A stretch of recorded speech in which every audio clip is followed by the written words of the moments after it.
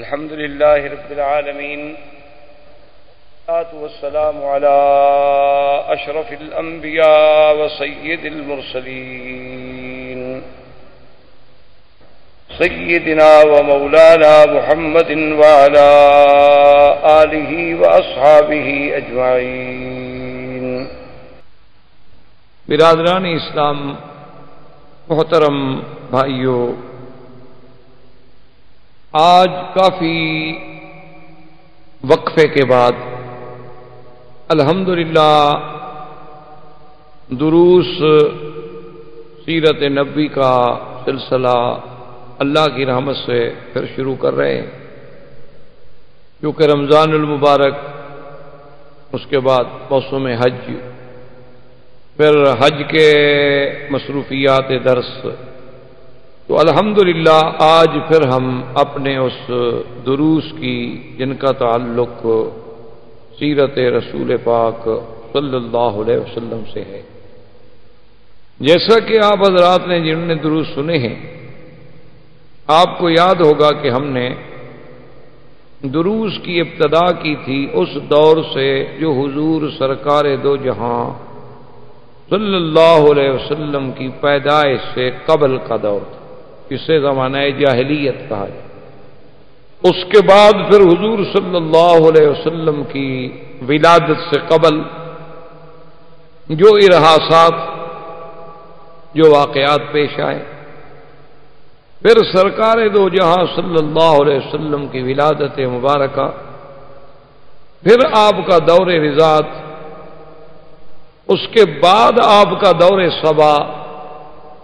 پھر آپ کا دور شباب، پھر حضور صلی اللہ علیہ وسلم کا سیدہ خدیجہ سے نکاح، پھر سرکار دو جہاں صلی اللہ علیہ وسلم کا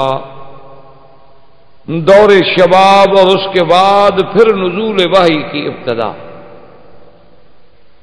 پھر وحی اترنے کے بعد آغاز دعوت اسلام، پھر حضور صلی اللہ علیہ وسلم کے دعوت اسلام میں مشکلات، صحابہ رضوان اللہ علیہم اجمعین پر امتحانات کے پہاڑ ٹوٹ پڑے، پھر صحابہ رضوان اللہ علیہم اجمعین کی ان مشکلات کے بعد ہجرت حبشہ، پھر بعض حضرات کی ہجرت مدینہ منورہ، پھر سرکار دو جہاں صلی اللہ علیہ وسلم کی اپنی ہجرت مبارکہ، اور ہجرت مبارک کے بعد غزوہ بدر، جو اسلام کا سب سے اول غزوہ تھا، جسے اللہ کے قرآن نے بھی یوم الفرقان کے نام سے تعبیر فرمایا، جس میں اللہ نے اسلام کو عزت دی، اسلام کا بول بالا ہوا، جس میں کفر کی طاقت جو تھی وہ ٹوٹ گئی، لیکن دشمنیوں کی آگ زیادہ بھڑک، اس کے بعد پھر کفار قریش کا اجتماع، کفار قریش کا وہ انتقام اور جذبہ انتقام، اور پھر اس کے بعد غزوہ احد۔ غزوہ احد میں حضور صلی اللہ علیہ وسلم کے لیے مشکلات، صحابہ کے لیے سب سے بڑا امتحان، اور غزوہ احد میں اول فتح سے ہمکنار ہونا، پھر فرمان رسول کے سرانجامی میں اجتہادی خطا کا صدور ہونا، پھر اس فتح کا شکست میں بدل جانا، اور حضور صلی اللہ علیہ وسلم کے دندان مبارک کا شہید ہونا، سرکار دو جہاں کے سب سے محبوب ام محترم حضرت حمزہ رضی اللہ تعالی عنہ کا شہید ہونا، مصعب بن عمیر کی شہادت، صحابہ رضوان اللہ علیہم اجمعین کے لیے بہت عظیم ابتلا کا دور۔ ان تمام ادوار کے بعد، کیونکہ جنگ احد میں یہود کی سازش تھی، تو حضور صلی اللہ علیہ وسلم کا احد کے بعد یہود بنو نذیر پر محاصرہ، اور اس کے بعد حضور صلی اللہ علیہ وسلم کا فیصلہ کہ چونکہ انہوں نے اپنے عہد کو توڑا تھا اور ان کا اجلاء کہ ان کو مدینہ منورہ سے نکالا گیا اور حضور صلی اللہ علیہ وسلم نے ان کو خیبر کی طرف نکلنے پہ مجبور کیا. لیکن یہ پھر بھی رحمت دو جہاں کا رحمت کا انداز تھا کہ اتنے بڑے دشمنوں کو، اتنے بڑے اعداء جن کی وجہ سے 70 صحابہ شہید ہوئے، جن کے نفاق کی وجہ سے مسلمانوں کو اتنے بڑے زخم سہنے پڑے، حضور صلی اللہ علیہ وسلم اجازت دے دی کہ جو آپ سامان لے جا سکتے ہو، ہر آدمی ایک اونٹ پر سامان اپنا لے کر چلا جائے، ہم اس سے تعارف. وہ لوگ وہاں سے خیبر میں آئے.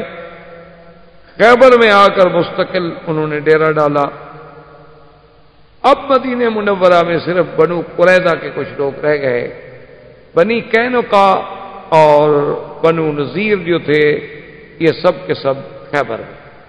یہاں تک ہم الحمدللہ پہنچے. تو اس کے بعد یہ ہوا کہ جب یہودیوں کو اتنا بڑا صدمہ سہنا پڑا کہ وہ تو سینکڑوں سالوں سے مدینہ منورہ میں ڈیرا ڈال کے بیٹھے ہوئے تھے اور مدینہ منورہ میں ان کا ایک بڑا روب تھا.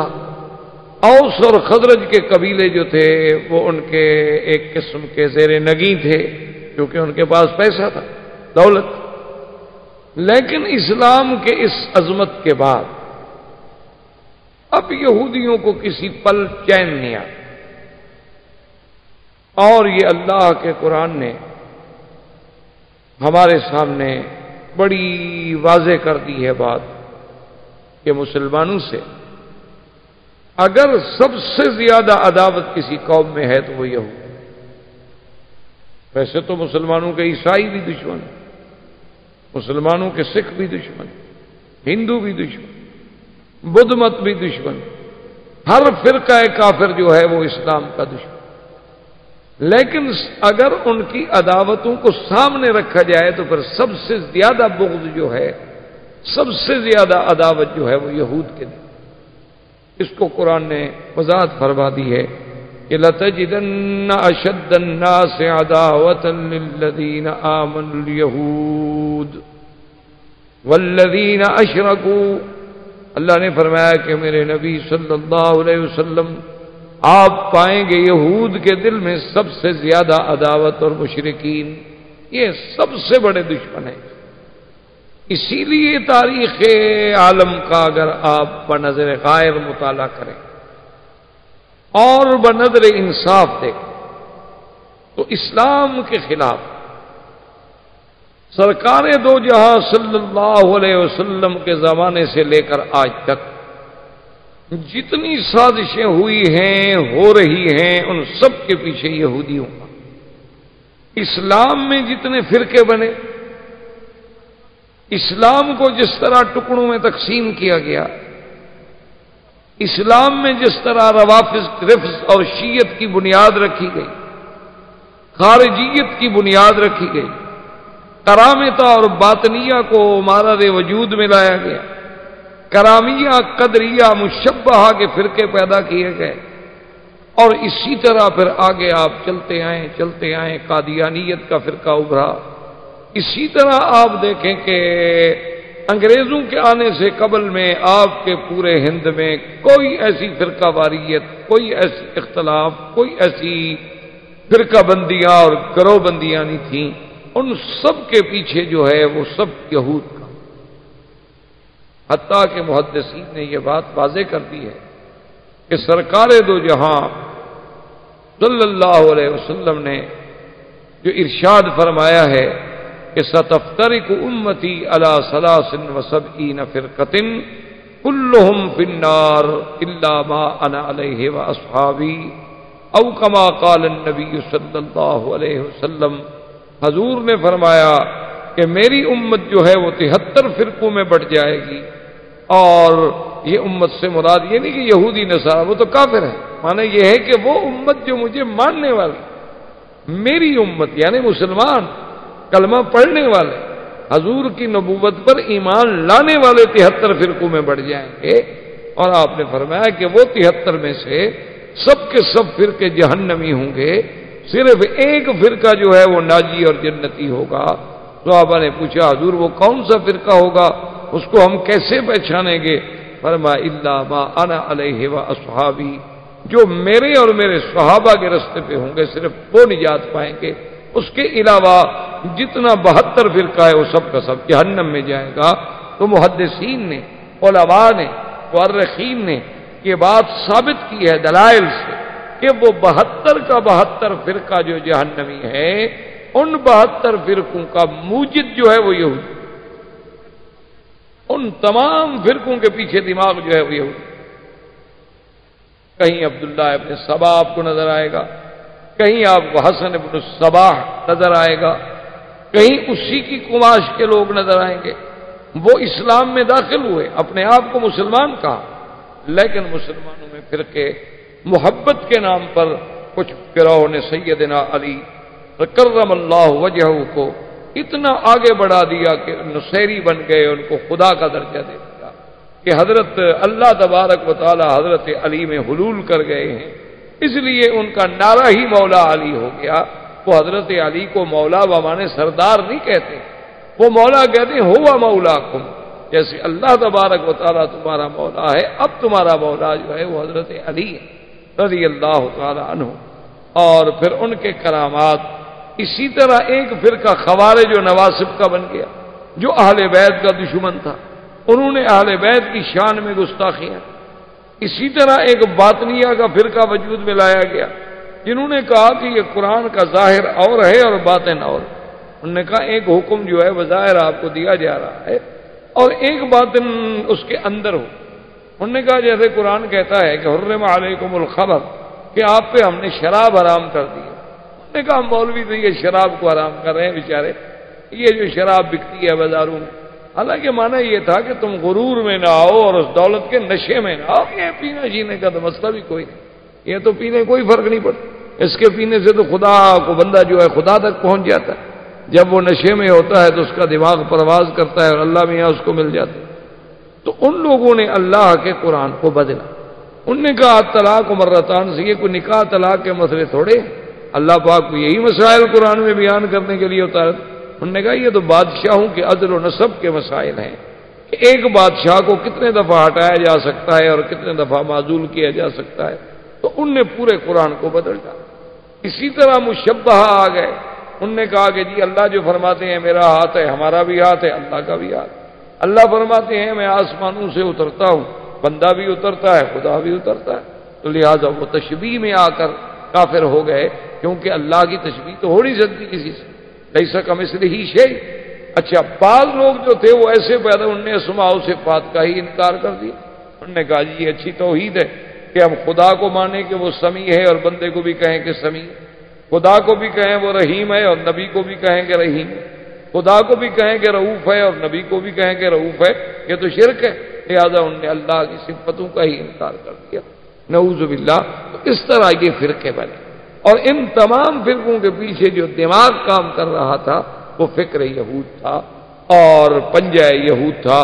وہ اتنے مکار و خداع تھے، وہ جانتے تھے کہ اب ہم قوت کے ساتھ اسلام کو نہیں مٹا سکتے، اب ہم لڑائیوں کے ساتھ اسلام کو نہیں مٹا سکتے، اب اسلام کو اگر مٹانا ہے تو اسلام میں داخل ہو کر ان کو اندر سے کمزور کر دو، ان کو اتنا کمزور کر دو کہ یہ درخت کھڑا کھڑا خود گر جائے، ہمیں کاٹنے کی ضرورت ہی نہ پڑے، اور ان کو قابو کرنے کے لیے پوری دنیا کا جو اکنامک کا لیور ہے وہ اپنے ہاتھ میں رکھ لو، جب چاہو کسی ملک کو نچا دو، جب چاہو کسی ملک کو غریب کر دو،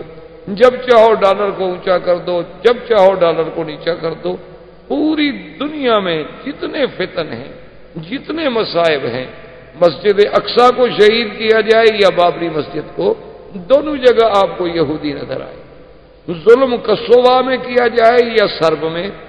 ظلم شیشان میں کیا جائے یا کشمیر میں، پیچھے کمانڈوز اور ٹریننگ دینے والے جو دماغ ہیں وہ آپ کو یہودی نظر آئے۔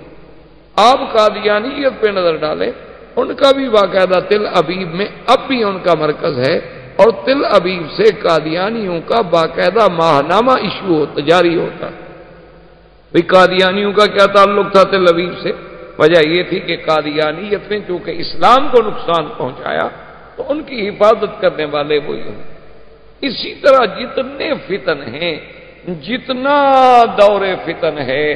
وہ سب کے سب جو ہیں ان کے پیچھے یہودیوں کا ہاتھ ہے۔ حتیٰ کہ آپ دیکھ لیں، آپ تو ماشاءاللہ پڑھے لکھے لوگ ہیں، روز دیکھتے ہوں گے کلنٹن کا، مونیکا کا، یہ کیا ہے؟ یہ یہودیوں کی ایک سازش تھی کہ ایک لڑکی اتنے عرصے تک وہ اپنے کپڑے اور لباس کو محفوظ رکھتی ہے، کیا مطلب ہے اس کا؟ ان لوگوں کے نزدیک جہاں زنا گناہ ہی کوئی نہیں، جن کے نزدیک اس قسم کی آزادی ہے کہ بھئی اس میں یہ چیزیں کو معیوب ہی نہیں سمجھی جاتی۔ معیوب تب ہے جب کسی کو جبر کیا جائے۔ اب وہ کہتے ہیں نہیں، اس کا تو ہمیں دکھ نہیں ہے کہ اس نے کیا کیا، بات تو یہ کہ اس نے جھوٹ بولا، تو اس لیے ہم ذرا اس کے ساتھ سخت ہو۔ لیکن ایک لڑکی کو ایک آفس میں رکھنا اور 20 سال تک یا 10 سال تک یا 12 سال تک وہ اپنے اس کپڑے کو بھی محفوظ رکھتی ہے، اس ٹراؤزر کو بھی محفوظ رکھتی ہے، کیا وجہ؟ اس کو ضائع نہیں ہونے دیتی، اس پہ لگے ہوئے مادے کو بھی محفوظ رکھتی ہے۔ آپ اسی سے یہودیت کا آپ اندازہ کر لیں۔ تو یہ وہ یہودی تھے، جب وہ خیبر میں آئے تو اب وہ جل رہے تھے کہ ہمیں اتنا بے عزت کر کے مدینے سے نکال دیا کہ ہم تو مدینے کی بادشاہی کا خواب دیکھ رہے ہیں۔ چہ جائے کہ ہمارے لیے حضور پاک نے حکم دے دیا کہ مدینے سے نکال دو، اور اس کے بعد حکم دے دیا کہ اخرجوہم من جزیرۃ العرب، کہ ان کو جزیرہ عرب سے بھی نکال۔ تو انہوں نے پھر پلان بنایا جہاں سے ہم اپنے درس کا آغاز کریں۔ اس لیے میں نے تھوڑا سا پس منظر صاحب کا بیان کر دیا کہ چونکہ آج کل دور یہ ہوتا ہے کہ طالب سے زیادہ استاذ کو مضمون یاد رکھنا پڑتا ہے۔ میں نے کہا کہ ہم تو کم سے کم یاد کریں، کوشش کریں، کیونکہ پہلے دور میں یہ ہوتا تھا کہ طالب یاد کرتے تھے، استاذ زیادہ محنت نہیں کرتے۔ طلباء کا کام ہوتا تھا کہ وہ سبق یاد کریں اور کہیں کہ کام نے چھوڑا تھا۔ آج یہ ہوتا ہے کہ نہیں، استاد یاد کرتے۔ یہ ہمارے ساتھ حرم میں بھی ہوتا ہے، یعنی اگر 1 مہینہ چھٹی کے بعد ہم سبق شروع کریں، 10 طلباء سے پوچھیں کہ بھی ہم نے کس آیت پہ سبق روکا تھا، تو ہر آدمی نئی جگہ بتا۔ اللہ تبارک و تعالیٰ کا یہ صرف یہ نہیں کہ یہاں ہوتا ہے، حرم میں بھی یہ ہوتا ہے۔ تو بہرحال میں نے اس لیے وہ ایک پس منظر عرض کر دیا کہ تاکہ اگلی بات سمجھنے میں جب تک سابقہ تسلسل ذہن میں نہیں آئے گا تو بات سمجھ۔ تو یہودیوں کا ایک بہت بڑا سردار تھا جس کا نام تھا حیی ابن اخطب، ان کا بہت بڑا سردار اور بہت پڑھا لکھا۔ تو حیی ابن اخطب اور سلام ابن مشکم، یہ دونوں جو تھے، انہوں نے اپنے ساتھ چند اور لوگ بھی لیے اور ایک وفد بنا کر یہ چلے مکہ مکرمہ۔ سب سے پہلے یہ مکہ مکرمہ ابو سفیان کا دور تھا، یعنی مکہ مکرمہ میں اس وقت جو سربراہ تھے وہ ابو سفیان سے آ کے ملے، انہوں نے کہا کہ ہم آپ کے پاس آئے ہیں، آپ کے ساتھ بھی بدر میں ایک بہت بڑا سانحہ گزر چکا ہے کہ آپ کا 70 سردار مارا گیا۔ ٹھیک ہے، آپ نے عہد میں لڑائی لڑی اور ہم لوگوں نے آپ کی مدد کی، جس کی وجہ سے ہمیں بھی وہاں سے نکالا گیا، لیکن عہد کی لڑائی میں مسلمانوں کے صحابہ تو شہید ہو گئے، لیکن آپ لوگوں کو کیا ملا؟ آپ تو جنگ ہار گئے۔ اس نے کہا کیسے ہار گئے؟ صحابہ شہید ہو گئے، ہم نے 70 آدمی ان کا بدلہ لے لیا۔ انہوں نے کہا عجیب بات کر، کیا بدلہ لے لیا؟ وہ تو اگر حضور صلی اللہ علیہ وسلم کے کہنے پر وہ تیر انداز جو تھے وہ دروازہ نہ چھوڑتے تو آپ تو جنگ ہار چکے، آپ تو بھاگ رہے۔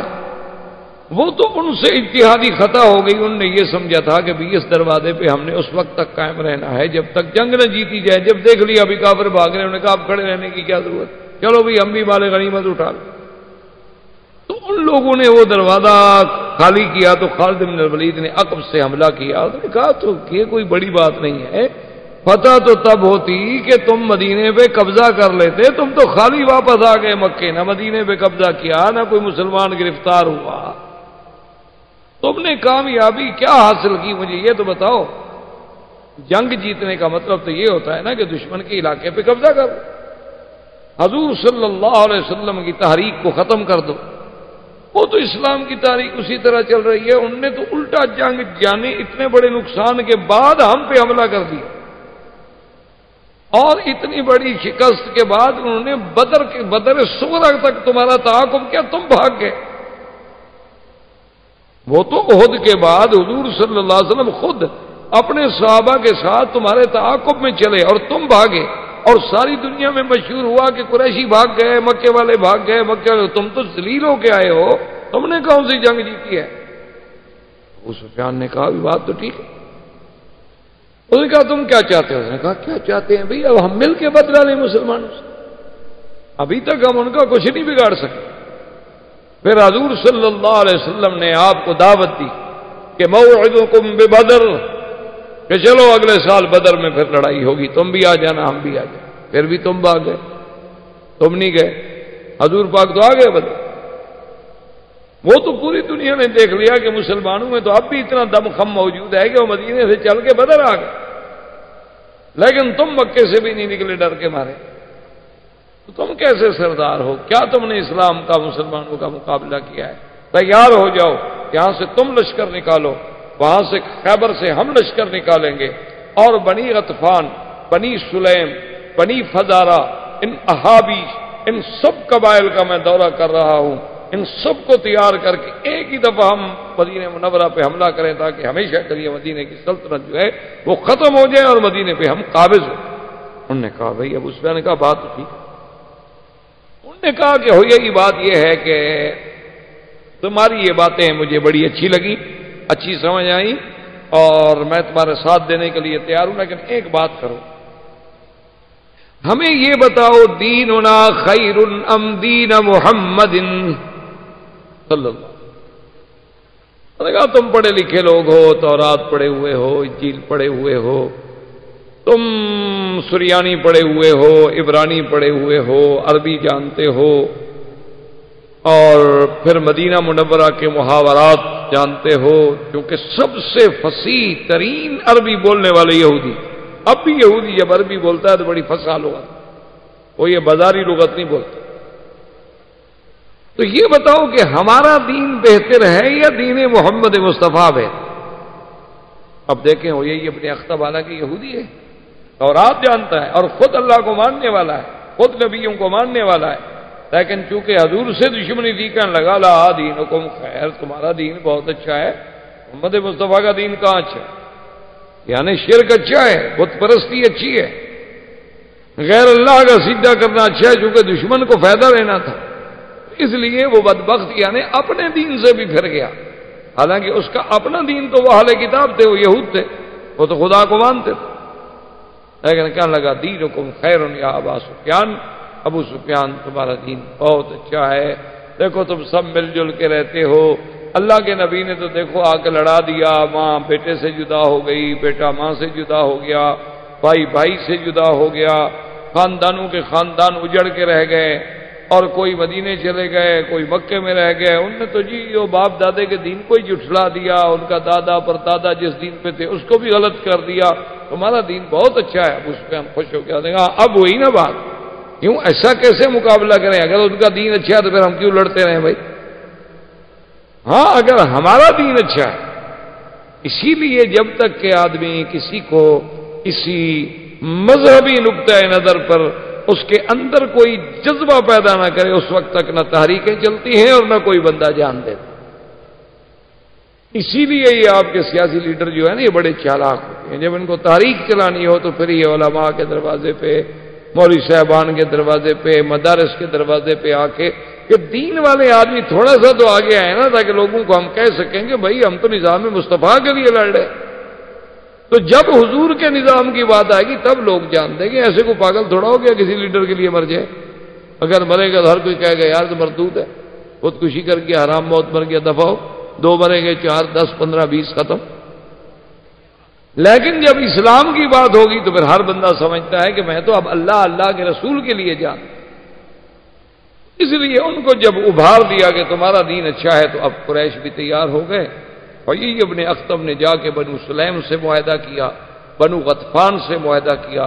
بنو غطفان ایک بہت بڑا قبیلہ تھا اور بڑا جنگجو قبیلہ تھا، ان نے کہا کہ ہوئی ابن اختب تم فکر نہ کرو، 4000 تو صرف ہم دیں گے نا آپ کو لڑنے، اور بنو فزارہ سے معاہدہ کیا، یہ تمام معاہدے ہونے کے بعد آپ یعنی اندازہ کریں کہ 10,000 آدمی اس زمانے میں صرف لڑائی لڑنے والا، 10,000 مقاتل، یعنی آپ سوچیں کہ آج سے 1400 سال پہلے 10,000 آدمی کا جنگ کے لیے نکلنا کوئی معمولی سی بات نہیں ہوتی۔ 10,000 مقاتل تیار ہوا اور یہ خبریں ایستا ایستا ایستا ایستا چلتے چلتے مدینہ منورہ میں بھی پہنچی کہ یا رسول اللہ صلی اللہ علیہ وسلم، یہودیوں نے اپنی سازشوں کا جال بچھا دیا ہے، ان کے وفود بن گئے ہیں، کوئی وفد کہیں جا رہا ہے، کوئی وفد کہیں جا رہا ہے، اور بڑی زبردست تیاریاں ہو رہی ہیں، اور اب ان کا منشا یہ ہے کہ ایک ہی دفعہ مدینے پہ حملہ کریں، اور جب ایک ہی دفعہ مدینہ منورہ پہ حملہ کریں گے تو بس ہمیشہ کے لیے ان کی قوت کو توڑ۔ حضور صلی اللہ علیہ وسلم نے چونکہ اللہ کا حکم ہے، فرمایا فشاورہم فی الامر فاذا عزمت فتوکل علی اللہ۔ میرے مدنی صلی اللہ علیہ وسلم جب کوئی مسئلہ پیش آئے تو اپنے صحابہ سے مشورہ، اپنے صحابہ سے رائے لیں۔ حضور پاک نے تمام صحابہ کو بلایا، سیدنا ابو بکر، سیدنا عمر، سیدنا عثمان، سیدنا علی، بڑے بڑے اجلہ صحابہ، تمام صحابہ اکٹھے ہوئے۔ حضور پاک نے ان کو خبر دی اور بتلایا کہ اس طرح ہمارے خلاف ایک محاذ بن چکا ہے، اور یہود، مشرکین، احابیش اور بنو غطفان، بنو سلیم، بنو فزارہ، یہ تمام قبائل مل کر مدینے پہ حملہ کیا۔ اب بتائیں، صحابہ کرام نے اپنی اپنی رائے دی۔ حضرت سلمان فارسی رضی اللہ تعالی عنہ کھڑے ہوئے، انہوں نے کہا کہ یا رسول اللہ صلی اللہ علیہ وسلم، اگر اجازت ہو تو میں کچھ عرض کر سکتا ہوں؟ انہوں نے فرمایا کہ ہاں بات۔ انہوں نے کہا حضور جب اس قسم کے حالات پیدا ہو جاتے تھے نا فارس میں، کیونکہ اس زمانے میں فارس سپر پاور تھا، روم سپر پاور تھا،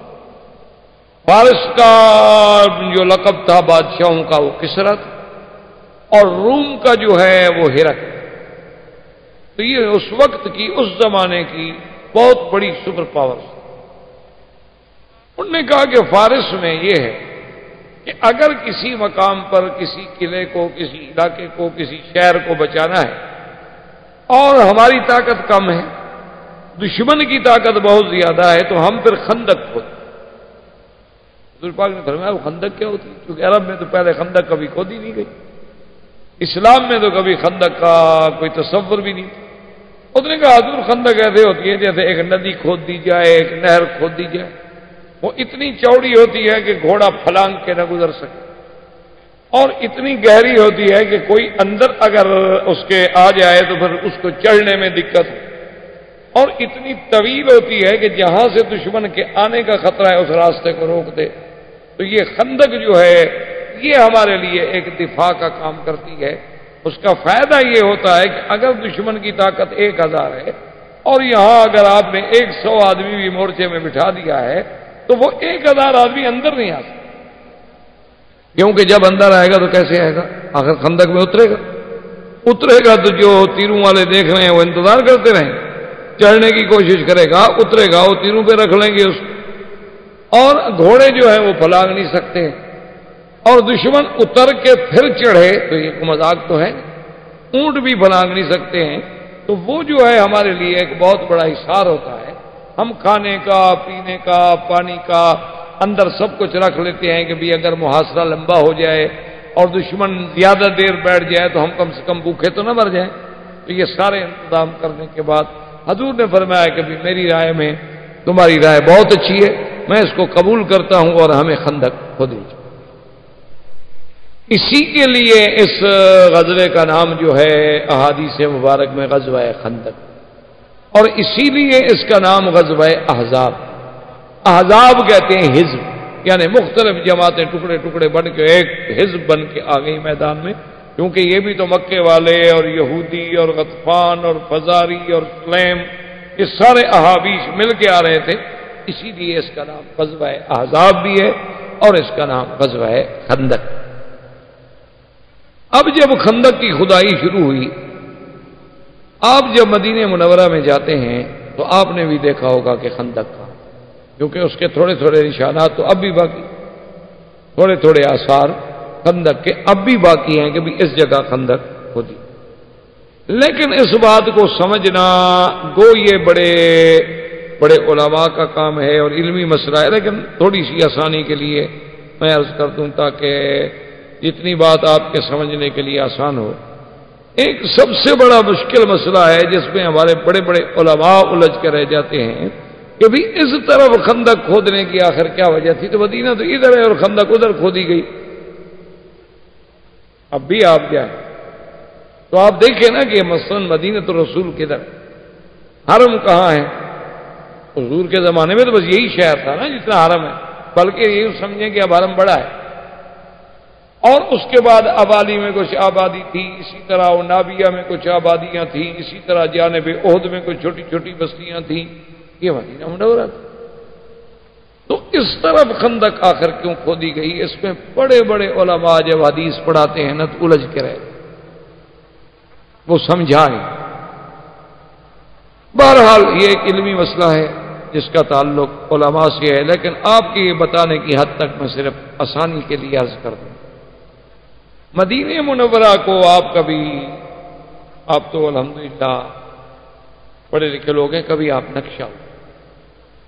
جب آپ مدینہ منورہ کا خریدہ دیکھیں گے، نقشے کو سامنے رکھیں گے تو پھر آپ کو خندق کا سمجھنا بالکل ایک سیکنڈ بھی نہیں۔ اصل میں مدینہ منورہ کی پوزیشن یہ تھی کہ اس کی تین طرف تو حرات ہے، اس کو کہتے ہیں حرہ، حرہ جیسے اب بھی ہے، آپ جانے مدینہ حرہ شرقیہ ہو، حرہ غربیہ ہو، حرہ جنوبیہ، یہ حرات، یہ تین حرات جو ہیں ان میں نوکدار پتھر تھے کالے کالے، اور بہت طویل عریض میدان میں اس سے فوج کے آنے کا کچھ تصور ہی نہیں کیا جا سکتا کہ کوئی فوج یہاں سے آ جائے۔ وہ اتنے نوکیلے، اتنے تیز ہوتے ہیں کہ اگر اونٹ ہیں تو وہ زخمی، گھوڑے ہیں تو وہ زخمی، بندے ہیں تو وہ زخمی، تو وہ تو وہاں سے گزرنا ہی مشکل ہے۔ تو تین جانب میں تو وہ ہر رہے تھے، حرہ واقم تھا، حرہ شرقیہ تھا، حرہ۔ اب تین طرف سے تو مدینے کو انہوں نے روک لیا نا، ادھر سے تو آپ کو خندق کی ضرورت ہی نہیں کہ وہاں سے تو دشمن کی فوج آ ہی نہیں سکتی۔ ایک جانب جو تھی بین شرقی والغربی، وہاں تھے بنو قریظہ یہودی، ان کے بڑے بڑے قلعے تھے۔ بنو قریظہ جو تھے ان کا حضور صلی اللہ علیہ وسلم کے ساتھ معاہدہ تھا، ان کی حضور صلی اللہ علیہ وسلم کے ساتھ صلح تھی، اسی لیے ان کو مدینے سے نکالا نہیں گیا۔ بنو قینقاع اور بنو نذیر کو تو اجلا کر دیا گیا، لیکن بنو قریظہ کو یہاں سے اجلا نہیں کیا گیا، نکالا نہیں گیا، کہ ان کا معاہدہ تھا۔ انہوں نے کہا حضور آپ کا دشمن ہماری طرف سے حملہ آور نہیں ہو، چاہے ہم اس کو دولت سے روکیں، پیار سے روکیں، طاقت سے روکیں، لیکن ہم آپ کے دشمن کی مدد نہیں کریں اور اپنا راستہ نہیں دیں گے آپ کے خلاف، اور آپ ہمارے دشمن کو ہمارے خلاف راستہ نہیں اور نہ اس کی مدد کریں گے۔ یہ حضور کے ساتھ معاہدہ تھا۔ عیینہ بن الحصن ان کا سردار، تو اس طرف سے حضور مطمئن ہے، کبھی تین حرے ہو گئے، اس طرف سے بنو قریظہ ہو، آگے جبل احد پہاڑ ہو گیا، باقی یہ شمال بچا جس سے حملے کا خطرہ تھا کہ یہاں سے دشمن آ سکتا ہے، تو اسی جانب شمال میں وہ خندق ہوتی، اور اس کا طول کیسے رکھا گیا؟ ادھر پورے مدینے کو کنٹرول کرے اور ادھر جا کے احد کے طرف جو ہے جہاں پہاڑ جبل اسیر شروع ہوتا ہے اس سے ٹکرا جائے، اور وہ جبل جو ہے حضور کی پشت پہ آ جاتا تھا، وہاں سے دشمن حملہ نہیں کر سکتا، پہاڑ چڑھ کے اترے گا نا، آگے تو آپ کے تیر انداز انتظار میں بیٹھے ہوں گے اور پہاڑ کے اوپر بھی بیٹھے ہوں،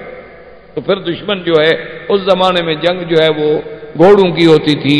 ہاتھیوں اپنا اونٹوں کی ہوتی تھی، یا پیدل ہوتی تھی، یہ میزائل، یہ ایٹم، یہ ہوائی جہاز، یہ ہیلی کاپٹر، یہ تو ہوتے نہیں۔ تو اس لیے خندق کی کھدائی کا سلسلہ اس جانب سے شروع کیا گیا کہ سب سے خطرہ جو تھا وہ اسی جانب۔ اب جناب جب اس طرف سے کھدائی کا سلسلہ شروع ہوا تو اب دیکھیں کہ انتظام حضور پاک نے یہ فرمایا کہ 10 آدمیوں کی ایک ٹولی بنا اور ہر 10 آدمیوں پر ایک بندے کو امیر بنا دیا گیا کہ یہ 10 آدمی ہیں ان کے سردار، یہ 10 آدمی ہیں ان کے سردار، اور ہر 10 آدمی کے ذمہ یہ تھا کہ اس نے 40 ہاتھ جو ہے وہ کھدائی کی، عرض اتنا ہو کہ بھئی گھوڑا جمپ کر کے بھی کراس نہ کر سکے، نیچے اتنا ہو کہ کوئی جلدی سے نیچے سے اوپر چڑھ بھی نہ سکے، اور لمبائی اس کی ہوگی ادھر مدینہ منورہ سے لگے گی اور ادھر جبل اسیر سے جا کے، تو یہ طے ہو گیا اور اس پر حضور صلی اللہ علیہ وسلم کے صحابہ نے عمل کرنا شروع کر دیا۔ اور یہ صحیح حدیثوں میں ہے کہ جب وہ خندق کھودی جا رہی تھی تو اس وقت صحابہ مل کر ایک رجز پڑھتے تھے کہ اللہم لا عیش الا عیش الآخرہ فاغفر الانصار والمہاجرہ، کہ اللہ اگر کوئی عیش ہے، آرام ہے تو وہ آخرت کا، دنیا تو کچھ نہیں، دنیا میں تو آرام ہے ہی نہیں، یہ دنیا تو ہے ہی کانٹوں کی سے، یہاں تو دشمنوں کو آرام ملتا ہے، اپنوں کو تو آرام نہیں ملتا۔ اور یا اللہ مہاجر و انصار کی مغفرت فرما، یہ صحابہ گا رہے ہیں، رجز پڑھ رہے ہیں اور کھود رہے ہیں اور کھدائی ہو رہی ہے اور مقابلہ، اور یہی وہ موقع ہے جس پہ عبداللہ ابن رواحہ کی وہ مشہور رجز جو صحابہ نے پڑھی، اور صحابہ کہتے ہیں کہ جب ہم پڑھتے تھے تو سرکار دو جہاں بھی ہمارے ساتھ شریک ہوتے، واللہ لولا اللہ مہتدینا ولا تصدقنا ولا صلینا، یا اللہ اگر تو ہمیں ہدایت نہ دیتا تو ہم آج نہ نمازیں پڑھتے نہ خیراتیں کرتے، وانزلا سکینۃ علینا، یا اللہ ہم پر اپنی رحمت کی برسات کر دے، اور اگر ہم نے کافروں نے اندعوا ابینا ابینا ابینا، اگر کافر ہمیں بلائیں کہ سلو کر لو تو ہمارا کھلا انکار ہے، کھلا انکار ہے۔ تو صحابہ کہتے ہیں کہ جب حضور بھی ملتے تو رفع صوتہ، حضور اپنی آواز بلند کر، تو اتنی صحابہ نے یعنی اس محبت سے، اس تڑپ سے، اس جذبے سے، اس شوق سے خندق کو کھودا کہ اس کی تاریخ میں کوئی نہیں۔ اور اسی اثنا میں ایک پتھر آ گیا، اتنا شدید وہ پتھر تھا کہ صحابہ کہتے ہیں کہ ہمارے تمام ہتھیار جو تھے وہ بیکار، اب اس پر کوئی پتھر ہتھیار کام نہیں کرتا۔ تو سرکار دو جہاں صلی اللہ علیہ وسلم کو خبر دی گئی، یا رسول اللہ صلی اللہ علیہ وسلم، ایک ایسا سخت ترین پتھر آ گیا ہے کہ وہ ہمارے ہتھیار، ہمارے اوزار، ہماری کدالیں، ہمارے فؤوس سب ٹوٹ گئے، اب آپ مہربانی فرمائیں۔ تو صحابی کہتے ہیں فقدم رسول اللہ صلی اللہ علیہ وسلم، سرکار دو جہاں تشریف لائے، آپ نے فرمایا این الصخرہ، تو وہ پتھر کا، صاحب نے کہا حضور نے فرمایا پانی دے، اس پتھر پہ حضور نے پانی ڈالا، فضرب ضربۃ فصار کأنہ کثیبا، صحابہ کہتے ہیں کہ حضور نے ایک ہی ضرب ماری تو ریزہ ریزہ ہو گیا جیسے ریت ہو، جو ہم سے نہیں ٹوٹتا تھا وہ پتھر ایسے ریزہ ریزہ ہوا کہ معلوم یہ ہوتا تھا کہ تو ریت کے ذرے بن گئے۔ تو حضور صلی اللہ علیہ وسلم کا معجزہ اللہ نے اس احوال میں بھی دیکھا۔ پھر کھدائی شروع، اس کے بعد ایک اور پتھر جس پہ تمام صحابہ نے پھر زور لگا لیا کہ بھی بار بار اب ہم حضور کو تو تکلیف نہ دیں، لیکن جو ہے خدا کی شان ہے کہ وہ پتھر بھی نہیں ٹوٹا۔ حضور صلی اللہ علیہ وسلم کو مجبوراً اطلاع دی گئی کہ یا رسول اللہ صلی اللہ علیہ وسلم بالخندق صخرۃ، ایک بڑا شدید صخرہ، بہت بڑا صخرہ، اور حضور اگر ہماری پوری خندق مثلا 4 میل ہم نے کھدائی کر لی ہے اور درمیان میں ایک ٹکڑا رہ جائے تو خطرہ ہے نا، اسی سے دشمن عبور کر سکتے، کامیاب تو تب ہوں گے ہم جبکہ کھدائی ہماری مکمل ہو۔ اب جب وہ پتھر آیا تو حضور صلی اللہ علیہ وسلم پھر تشریف لائے، آپ نے پھر اپنے ہاتھ مبارک میں کدال پکڑی اور فرمایا اللہ اکبر، آپ نے ضرب ماری اس پتھر پہ، صحابہ کہتے ہیں اس سے ایسا نور نکلا کہ پورا خندق کا ماحول جو تھا وہ روشن، ایسے معلوم ہو جیسے اس کے اندر سے آگ نکلی ہے یا روشنی نکلی ہے یا لائٹ نکلی ہے۔ بعد نے تو یہ سمجھا کہ پتھر پہ جب لوہا لگتا ہے تو ایسی کوئی چنگاری نکلتی ہے، لیکن ایسی چنگاری تو نہیں ہوتی کہ پوری خندق روشن ہو جائے، پورا ماحول روشن ہو جائے، پورا علاقہ روشن۔ حضور نے دوسری ضرب ماری تو دوسری روشنی، اور فرمایا اللہ اکبر۔ صحابہ کہتے ہیں فصرخ رسول، حضور نے پوری آواز سے کہا اللہ اکبر۔ آپ نے پھر تیسری ضرب ماری، اس سے پھر روشنی نکال، اللہ اکبر، اور ویسا ویسا۔ صحابہ نے کہا حضور ہم نے سمجھ نہیں آئی، ایک تو ہمیں سمجھ نہیں آئی کہ اتنی بلند آواز سے تو آپ نے کبھی بھی اللہ اکبر نہیں کہا، اور ایک بات ہمیں سمجھ نہیں آئی کہ چلو پتھر پہ لوہا لگے تو اس سے کوئی نہ کوئی روشنی نکل آتی ہے، چنگاریاں پھوٹ پڑتی ہیں، لیکن اتنی بڑی روشنی کہ پورے خندق کا علاقہ روشن ہو جائے، پورے لوگ حیران ہو جائیں، یہ کیا بات؟ تو حضور پاک نے فرمایا کہ جب میں نے پہلی ضرب ماری تو اس روشنی میں اللہ نے مجھے روم کا علاقہ دکھلایا اور اشارہ ملا کہ محمد پاک تیرے صحابہ اور تیری اسلام کی فوج تو روم بھی فتح کرے گی۔ وہ پورا علاقہ دکھلایا گیا مجھے روم کا کہ وہاں تک میرا اسلام جائے گا۔ جب میں نے دوسری ضرب ماری تو اللہ نے مدائن فارس کا علاقہ دکھایا کہ میرا مدنی یہ بھی تمہارے زیر نظر۔ جب میں نے تیسری ضرب ماری تو مجھے سنا اور یمن کا علاقہ دکھایا گیا کہ یہ بھی اسلام کے۔ صحابہ کھڑے ہیں کہتے ہیں صدق رسول اللہ۔ کہ اب حالانکہ دیکھیں کہ حالات یہ ہیں کہ اپنی حفاظت کے لیے خندق کھودی جا رہی ہے جان بچانے کے لیے، لیکن وہ اللہ کا نبی خبر یہ دے رہے ہیں کہ سپر پاور ختم ہو جائے، خبر یہ دے رہے ہیں کہ ایک وقت آئے گا کہ جب اسلام یہاں پہنچے گا وہ علاقہ بھی ہم فتح کریں گے۔ یہ باتیں صرف ایمان والے کے دل میں یقین بن سکتی تھیں، کسی دشمن کے دل میں تو یقین نہیں بن سکتی۔ وہ اس طرح ایک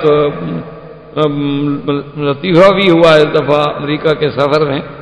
جب ہم گئے تھے، ایک حدیث مبارک میں، یعنی آپ حیران ہوں گے، ایک حدیث مبارک میں لفظ ہیں باقاعدہ کہ حضور نے فرمایا کہ قیامت سے پہلے میری امت کے کچھ لوگ جو ہیں وہ بیت الابیض کو فتح کریں گے۔ وائٹ ہاؤس، بیت الابیض کا کیا معنی ہے؟ تو وہ حضور کا فرمان ہے۔ میں نے کہا امریکہ والوں کا، میں نے کہا یار یہ پتہ نہیں اللہ میں، اس لیے تو میں نہیں لے آیا یہاں، ورنہ ہمارا کیا تعلق تھا کہ ہم وائٹ ہاؤس دیکھنے کے لیے آتے ہیں، ہم مولویوں کا کیا کام وائٹ ہاؤس سے؟ تو ہو سکتا ہے کہ وہ حدیث ہمارے ذہنوں میں ہو اور اسلام ہمیں بتا رہا ہو کہ آپ ہم پہنچ سکتے ہیں، تو اسلام کا غلبہ بھی ہو سکتا ہے، کون سی مشکل بات؟ گو بعض علماء نے کہا کہ وہ بیت الابیض سے مراد فارس تھا، کوئی کہتے ہیں روم تھا، کوئی کہتے ہیں کچھ تھا، لیکن ان کا مجھے دکھائیں ان کے محاورات میں کسی محل کا نام بیت الابیض ہو۔ بھائی ان کا کوئی کسرا کے نام پہ محل ہوگا، کوئی ہرقل کے نام پہ محل ہوگا، کوئی فارس کے نام پہ محل ہوگا، بیت الابیض کیسے آ گیا آخر حدیث میں؟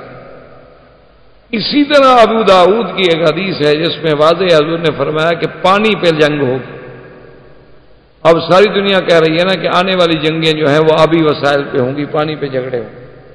لڑائیاں پانی پہ لڑی جائیں گی۔ حضور نے 1400 سال پہلے فرما دیا، 1400 سال پہلے۔ تو بہرحال یہ ایک الگ موضوع ہے، پھر ہم اپنے راستے سے دوسری طرف چلے جائیں گے۔ تو کہنے کا مقصد یہ تھا کہ جن کے دل میں ایمان ہو وہ تو فوراً کہہ دیتے تھے نا کہ سادہ کا رسول، بھئی حضور نے جو فرمایا سچ، ورنہ اللہ کا نبی یہاں کھڑے ہو کر اس روشنی میں اللہ اگر ان کو فارس دکھا سکتے ہیں، روم دکھا سکتے ہیں، یمن دکھا سکتے ہیں، تو ایک وقت آئے گا جیسے حضور فرما رہے ہیں کہ یقیناً فتح۔ لیکن ان حالات میں پیشین گوئی ہو اور اس پر ایمان لانا بھی تو بڑے ایمان کا مسئلہ تھا۔ اچھا، اور جو منافق تھے مدینہ منورہ میں وہ بھی خندق کھدائی میں آگے جاتے تھے، تھوڑا سا 15-20 منٹ کام کیا پھر بہانہ بنا کے جی وہ یہ پیٹ میں درد ہے، جیسے نالائق طالب علم کرتے مدرسے میں آ جاتے ہیں، حاضری بھی لگوا لیتے ہیں، آدھے گھنٹے کے بعد ان کو پیٹ میں تکلیف شروع ہو جاتی ہے، یا جیسے ہمارے نالائق مسلمان اکثر رمضان شریف میں بیمار ہو جاتے ہیں تاکہ روزہ نہ رکھنا پڑے،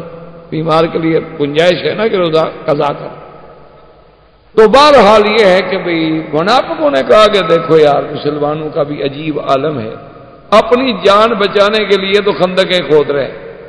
اور خبریں دے رہے ہیں ہمیں کسرا اور کیسر کی اور فارس کی اور روم کی، لیکن مسلمان جو تھے وہ کہتے صدقہ، جو حضور نے فرمایا وہ سچ ہے اور ایک دن سچ ہو کے رہے۔ اور یہی وہ خندق کا واقعہ ہے کہ جس میں ایک صحابی نے آ کر حضور صلی اللہ علیہ وسلم سے عرض کیا کہ یا رسول اللہ، ایک تو پتھر کا کھودنا، دوسرا ہمارے پاس قلت غذا، کھانے کو کچھ۔ اس کا نتیجہ یہ نکلا ہے کہ حضور یہ دیکھیں میں نے پیٹ پہ پتھر باندھا۔ پیٹ پہ پتھر باندھنے کا مطلب یہ تھا کہ کھانا تو ہے نہیں، تو آنتوں میں پانی پی پی کے بل نہ پڑ جائیں، تو انہوں نے پتھر باندھ دیے تھے کہ چلو کم از کم آنتیں تو سیدھی رہیں، پیٹ تو سیدھا رہے، اور تو کچھ نہیں ہے، کم از کم جب ٹھنڈا ٹائم ہوگا یہ پتھر ٹھنڈا ہوگا تو کچھ اس کی ٹھنڈک سے بھی ہمیں فائدہ پہنچے۔ تو اس لیے صحابی نے کہا فرفع صوبہ، یا رسول اللہ ہماری یہ حالت ہے۔ فرفع صوبہ رسول اللہ صلی اللہ علیہ وسلم، حضور پاک نے بھی اپنا قمیص مبارک اٹھایا تو آپ نے 2 پتھر، آپ نے فرمایا کہ تم نے تو 1 پتھر باندھا ہوا ہے نا،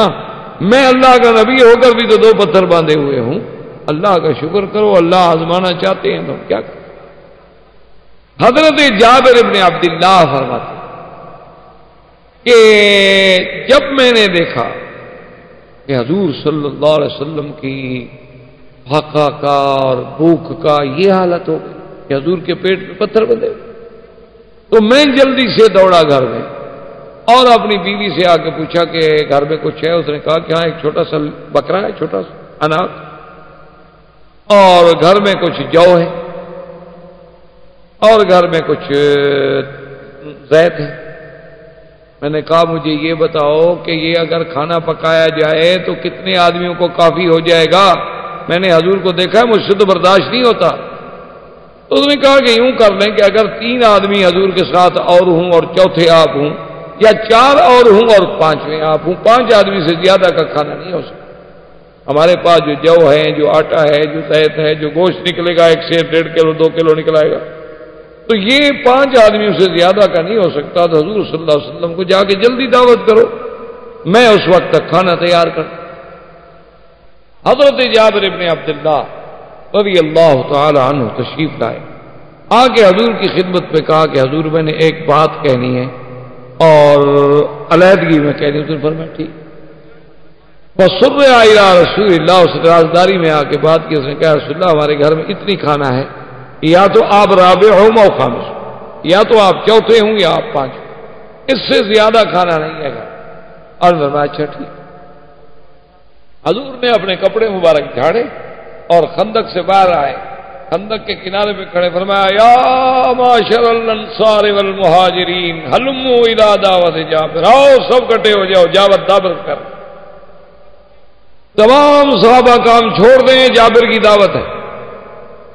حضرت جابر کہتے ہیں میرے تو پاؤں تلے زمین نہیں کرو، میں نے اجازت دی، میں نے کہا حضور میں گھر جا کے ذرا انتظام کرتا ہوں۔ ہاں ٹھیک ہے، میں دوڑا آیا تو میرے چہرے پہ ہوائیاں اڑ رہی ہیں۔ بیوی نے کہا ماں بھی کہا جابر کیا ہو گیا تمہیں؟ نے کہا کیا ہو گیا؟ 5 آدمی کا ہمارے گھر میں کھانا ہے، حضور سارا لشکر لا رہے ہیں، وہ تو 400 آدمی آ رہا ہے۔ اس نے کہا مجھے یہ بتاؤ هل اخبرت رسول اللہ صلی اللہ علیہ وسلم ام لا، مجھے یہ بتاؤ کہ تم نے حضور کو بتلا دیا تھا کہ ہمارے گھر میں کیا ہے؟ نے کہا میں نے بتلا دیا۔ تو اس نے کہا کہ پھر جس نے بلایا ہے وہ جانے، اس کا خدا جانے، تم کیوں مرے جا رہے ہو؟ ہم نے تو نہیں بلایا نا، ہم نے تو حضور کو بلایا، اب حضور نے دعوت دی ہے تو پھر اللہ جانے، اللہ کا رسول جانے، ہم کیا کر سکتے۔ حضور تشریف لے آئے، آپ نے فرمایا ابھی کہاں ہے وہ دیکھی کوشش، جی کہاں ہے وہ آٹا؟ آپ نے اپنا لعاب مبارک ڈالا، دعا فرمائی، اور اس کے بعد آپ نے فرمایا کہ ایسا کرو کہ 10-10 آدمیوں کی ٹولی بٹھا دو اور روٹیاں دیتے جاؤ، روٹی میں سالن ڈال کے ایک آدمی کو دیتے جاؤ۔ اب جناب جابر کہتے ہیں کہ جی ہم چلا رہے ہیں اور چلا رہے ہیں اور چلا رہے ہیں، اور میں ادھر دیگچی کو دیکھتا ہوں، جتنا ہم نکالتے جا رہے ہیں اتنا زیادہ ہوتا جا رہا ہے، جتنا ہم نکالتے جا رہے ہیں اتنا زیادہ ہوتا جا رہا ہے، تمام لشکر کھا کے چلا گیا۔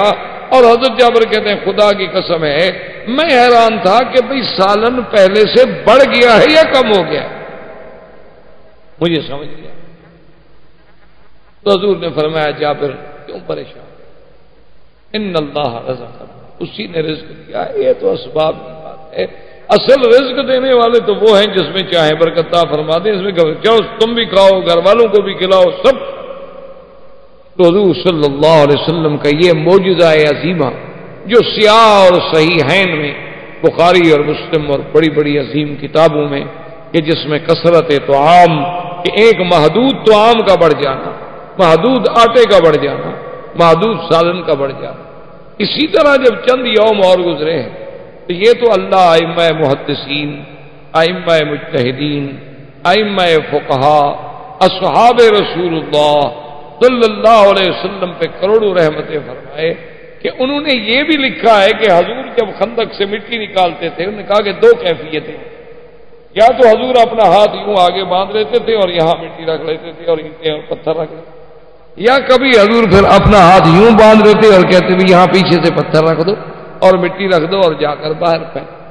یعنی اس کیفیت کو بھی محفوظ رکھا ہے جس کیفیت سے حضور صلی اللہ علیہ وسلم نے خندق سے مٹی نکالی۔ تو تھوڑی دیر، کئی دن گزرنے کے بعد فاقہ پھر شدید ہو گیا، تو بی بی عامرہ بنت رواح ان کو پتہ چلا، تو ان کے پاس کوئی تھوڑی سی کھجوریں تھیں، کوئی 1 کلو 2 کلو، وہ کہ ان نے وہ کھجوریں بھیجی کہ عبداللہ ابن رواحہ اور باقی اس کی فیملی کے لوگ جو تھے وہ سب وہیں پتھر پہ کام کر رہے تھے، انہوں نے کہا کہ کھجوریں میرے گھر والوں کو، رشتہ داروں کو دے دو تاکہ وہ بیچارے کچھ تو گزارا کریں۔ جب ان کے پاس کھجوریں آئیں تو انہوں نے کہا کمال ہے، ہم کیسے کھا سکتے؟ انہوں نے کہا بھائی تو لے چلو حضور کی خدمت میں، پہلے ہم حضور کو تو شریک کریں نا اپنے ساتھ۔ جب حضور صلی اللہ علیہ وسلم کی خدمت میں وہ 1 کلو 2 کلو کی کھجوریں پیش کی گئیں تو حضور نے فرمایا کہ اچھا بھائی ایسا کرو کہ آواز دے دو تمام صحابہ کو کہ سب آ جاؤ، بھی کھجور کی دعوت ہے، بی بی عمرہ کی دعوت۔ تمام صحابہ دوڑ کے آ گئے، حضور نے فرمایا کہ بچھاؤ دسترخوان جو تھا چمڑے کا بچھایا گیا۔ تو ابھی کہتے ہیں جب وہ کھجوریں ڈالی تو حضور نے اپنے ہاتھ مبارک لگائے اور اس کے بعد وہ کہتے ہیں کہ ہم سب صحابہ کھا رہے ہیں اور کھجوریں بڑھتی جا رہی ہیں تاکہ دسترخوان سے باہر گرنے لگ گئی، اتنی کھجوریں ہو گئی کہ ہم 300 آدمی کھجوریں کھا گئے اور دسترخوان اسی طرح بھرا ہوا ہے اور دسترخوان سے کھجوریں باہر گر رہی۔ کہتے ہیں کہ حضور صلی اللہ علیہ وآلہ وصحبہ وسلم تسلیما کثیرا کثیرا کا یہ معجزہ مبارک جو ہے یہ بھی اسی خندق کے موقع پر پیش آیا کہ اللہ تبارک و تعالی نے حضور صلی اللہ علیہ وسلم کی برکت سے تمام خندق کے اپنا معجزات، اس کی کھدائی، اس کی محنت، حتیٰ کہ وہ خندق جو تھی تیار ہو گئی، اور اسی اثنا میں دشمنان کفار قریش کا لشکر جو تھا وہ آپ حیران ہوں گے کہ 10,000 مقاتل لے کر، اور حضور کے ساتھ کتنے آدمی تھے سارے جمع کرنے کے بعد 3,000 بھی سارے مخلص نہیں تھے، منافقوں کی جماعت بھی اس میں شامل، کل 3,000 آدمی جمع۔ اور مدینہ منورہ میں حضور پاک نے حکم دے دیا کہ جتنے بچے ہیں، عورتیں ہیں اور جتنے معذور بوڑھے ہیں وہ ایک بڑے قلعے میں، بڑے گھر میں جمع ہو جائیں تاکہ علیحدہ علیحدہ نہ ہوں۔ خدا نہ خواستہ ہم سب جوان تو ادھر لگے ہوئے ہیں، اگر کوئی دشمن حملہ کر دے تو ایک ایک گھر سے تو نہ پکڑ کے بچوں کو لے جائے، کم از کم ایک جگہ تو کہ ان کی حفاظت کرنا ہمارے لیے آسان ہو جائے، مشکل نہ ہو۔ تو ابو سفیان اپنے 10,000 لشکر کو لے کر اور ہوئی ابن اخطب، سلام اور بڑے بڑے یہودیوں کے سربراہ کے سارے آئے۔ ان کو بھی پتا تھا کہ وہ 3 حرات ہیں، ان حرات سے تو ہم مدینے جا نہیں سکتے۔ ان کو بھی پتا تھا کہ بنی قریظہ کے ساتھ سرکار دو جہاں کا معاہدہ ہے، ہم ادھر سے بھی نہیں جا سکتے، تو اسی لیے انہوں نے بھی اسی شمال کے علاقے کو تجویز کیا اور اسی شمال میں آگے پڑاؤ ڈالے اور جبل احد تک کیمپ لگتے گئے، کیونکہ 10,000 آدمیوں کے لیے خیمے لگانے ہوں، ایک ایک خیمے میں اگر 8 آدمی تو کتنے خیمے لگیں گے؟ ہزاروں خیمے لگ گئے، اور وہاں ان کے لشکر، اونٹ، دولت، پیسہ، مال، وہ تو بالکل یعنی تیار ہو کر آئے تھے۔ اس طرح دشمنوں کی فوجیں ٹکرائیں، اور مسلمانوں کے لیے خدا کی قدرت یہ ہے کہ ایک عجیب ہے، منافقوں نے جب دیکھا بھی 10,000 کا لشکر ہے، 10,000 سے کون لڑے؟ منافق نکل گئے، منافقوں کے نکلنے کے بعد خدا کی قدرت یہ ہے کہ مسلمان جو تھے بیچارے کمزور دل کے، ان کے بھی پاؤں اکھڑ گئے. انہوں نے کہا 10,000 آدمی سے کیسے لڑ سکتے ہیں؟ آپ سوچ سکتے ہیں کہ اس وقت میرے آقا پر اور آپ کے پروانوں پہ کیا گزری ہوگی کہ جب صبح کو اٹھے تو صرف 300 آدمی حضور کے ساتھ اور باقی سب گھروں میں چلے گئے. پکے مسلمان، صحیح العقیدہ مسلمان، لیکن پاؤں ڈرس گئے. اسی لیے قرآن کہتا ہے نا هُنَالِكَ ابْتُلِيَ الْمُؤْمِنُونَ وَزُلْزِلُوا زِلْزَالًا شَدِيدًا. یہ وہ تھا ابتلا مومنوں پر کہ ہل گئے جیسے زمین میں زلزلہ. اسی لیے قرآن نے نقشہ کھینچا ہے اذ جاؤکم من فوقکم ومن اسفل منکم واذ زاغت الابصار، کہ جب دشمن تمہارے اوپر سے بھی اور تمہارے نیچے سے بھی دونوں طرف سے تمہیں گھیرے میں لے لیا، آنکھیں تمہاری پھٹی کی پھٹی رہے. وبلغت القلوب الحناجر، اور جب تمہارے دل جو تھے نکل کے یہاں گلے میں آ. وَتَظُنُّونَ بِاللَّهِ الظُّنُونَا، اور اس وقت تم گمان کرتے تھے اللہ پر گمان کرنا کہ ہائے ہم اس حال میں پتہ نہیں خدا ہماری مدد کب کرے گا، پتہ نہیں خدا کی مدد کب آئے گی. هُنَالِكَ ابْتُلِيَ الْمُؤْمِنُونَ وَزُلْزِلُوا زِلْزَالًا شَدِيدًا وَإِذْ يَقُولُ الْمُنَافِقُونَ وَالَّذِينَ فِي قُلُوبِهِم مَّرَضٌ مَّا وَعَدَنَا اللَّهُ وَرَسُولُهُ إِلَّا غُرُورًا. اور یہ وہی وقت تھا کہ جب منافق کہتے تھے کہ اللہ کے رسول نے جو باتیں کی ہیں وہ تو دھوکہ ہے، کہاں مدد آئے گی، کہاں نصرت آئے گی. اب تو ہم ایسے پھنسے ہیں کہ بس ان 2 چکی کے پاٹوں میں پس کے رہ جائیں گے، ہماری کوئی حفاظت کرنے والا بھی نہیں ہوگا. اس منظر میں یہ واقعہ تھا. زندگی باقی تو بات باقی. السلام علیکم ورحمۃ اللہ وبرکاتہ.